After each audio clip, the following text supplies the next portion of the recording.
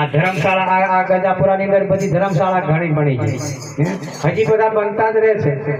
તો આ ધર્મશાળા બનાવી હતી, એમાં કેવી વસ્તુ અંદર ધર્મશાળામાં સાત્વિક બને હોય અને એ સાત્વિક એમાં પ્રવેશ કરી શકે। બોલીએ સદગુરુ કબીર સાહેબ। તો આવા સત્પુરુષના આપણે જ્ઞાન વાહક છીએ, સંદેશા વાહક છીએ। તો આપણા જીવનમાં આ શરીરને, મનને, વિકાર અને આ વિકારો છે એને વિકારો રહિત સત્પુરુષના શબ્દોને અહીં ધારણ કરીએ છીએ। તેથી સાહેબ કહે છે કે નૂરતે સુરતે નીરખો, તમે ઘડનારા ને પરખો, આ કોણે બનાવ્યો ચરખો। આ નૂરત અને સુરત રૂપી આપણામાં જે તાર બાંધ્યા છે, નૂરત સુરત રૂપી દોરી છે, આ સુરતાને ચાલવા માટે, સત્પુરુષના દરબાર તરફ જવા માટેનો જે દોર છે એને નૂરત સુરત નો દોર તરીકે ઓળખવામાં આવે છે। એના દ્વારે સુરતાને સત્પુરુષના દરબારમાં લઈ જઈએ કે આવે ન જાવે, બોલે બોલાવે, જ્યાં દેખું ત્યાં સરખો, ભાઈ જ્યાં દેખું ત્યાં સરખો। ये देवल देवल करे हुकारा, ज्ञानी हो के परखो, कमर कोने बनायो चरखो रे। કે દેવળ દેવળ કરે હુકારા, આ બધા આપણામાં દેવળ બધા બનાયા છે।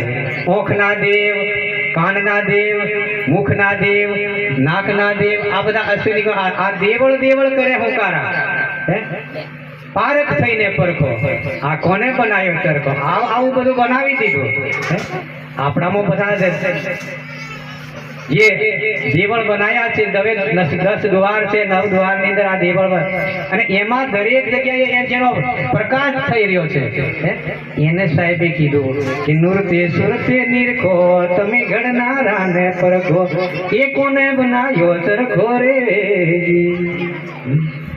ध्यान कीधुन में ज्योत जलत है, तिमिर गयो अंतर को, ये तिमिर गयो अंतर को।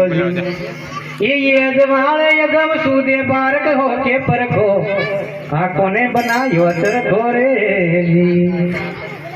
के ध्यान ની ધૂનમાં જ્યોત જલત है, આપણે ધ્યાન કેન્દ્રિત કરીએ, અખંડ જ્યોત જલી રહી છે એનો દર્શન કરીએ કે ધ્યાન ધૂન में જ્યોત જલત है। અને એ અજવાળે તિમિર ગયો અંતર કો, કે આ અંધારું જે તિમિર એનાથી દૂર થાય છે। મોચ તત્વ કા બન્યા ચરખા, ખેલ ખરો ઉન ઘર કો, ये पवन पुतली रमे प्रेम से, पारक हो के परखो, आंखों ने बनायो चरखो रे। तो आ मानव शरीर એવું પ્રાપ્ત થયું છે, બીજા બધા જે શરીર છે એના કરતો આપણું ઉત્તમ શરીર પ્રાપ્ત થયું છે। તો આપણે સરસ ભજન ધૂન અને સાથે સાથે આપણા 5 તત્વ 25 પ્રકૃતિ 15 ઇન્દ્રિયના સૌના જ્યોતિ વિરાજમાન છે। सब घट मेरी साया, कोई घट खाली नहीं, બલિહારી વા ઘટ કઈ, જ્યાં ઘટ પ્રગટ હોય આપના ઘટની અંદર સાહેબનો પ્રકાશ છે, એને ઓળખીએ અને એ પ્રમાણે ચાલીએ, સંત બનીએ, ભક્ત બનીએ, સાધુ બનીએ, महंत बनिए।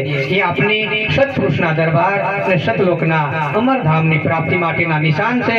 તો વિશેષમાં ના કહીએ, આટલા શબ્દ સત્પુરુષના આપના સમક્ષ રજૂ કરી અમે સાહેબના સંદેશાના વિરામ આપીશું।